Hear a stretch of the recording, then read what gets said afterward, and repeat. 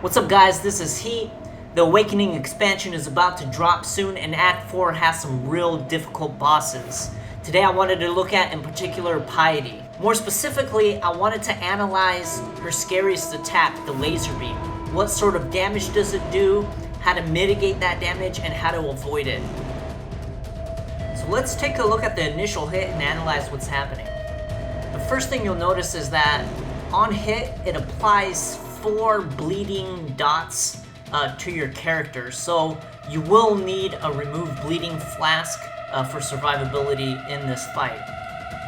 When we look at damage, because I do have Mind Over Matter, I lose about 300 mana and 700 life, so we're looking about 1,000 damage taken from the hit.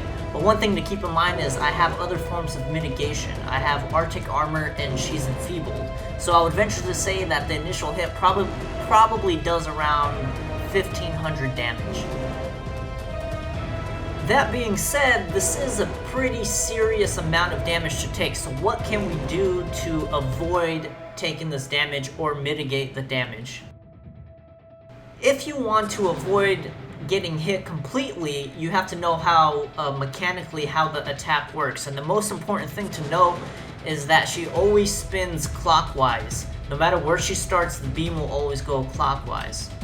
I'm gonna pause the video and show you the pathing that I think is the most effective in dodging the beam. And basically you want to run clockwise, but very close to Piety. The closer you are, the easier it is to avoid. The further apart you are, the more likely you are to get hit. Let's look at a brief example of how dangerous it is to actually get hit by this beam.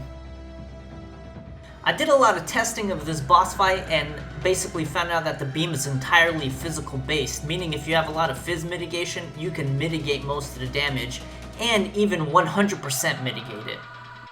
In this example, I'm going to take a hit while I have Immortal Call-Up, which makes you invulnerable to phys damage. As you can see, I take no damage, but we know that the beam actually hit because it procced bleeding.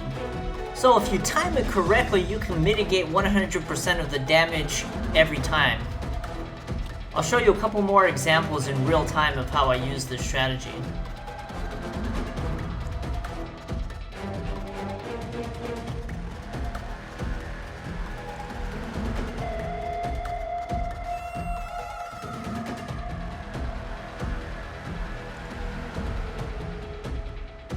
I hope you guys enjoyed the video and learned something about the fight.